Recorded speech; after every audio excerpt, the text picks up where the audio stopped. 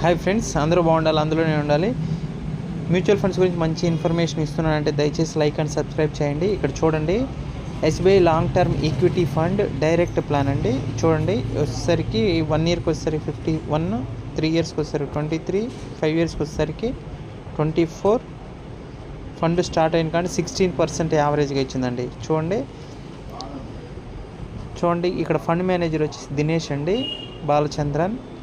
ఇక్కడ fund AVM value 27,000 కోట్లు. తర్వాత వచ్చేసరికి మినిమం 500, లంసమ్ అయినా 500, సిప్ అయినా 500. చూడండి, ఎక్స్పెన్స్ రేషియో 0.94 ఉందండి. ఫండ్ హోల్డింగ్స్ ఒకసారి చెక్ చేసుకోండి.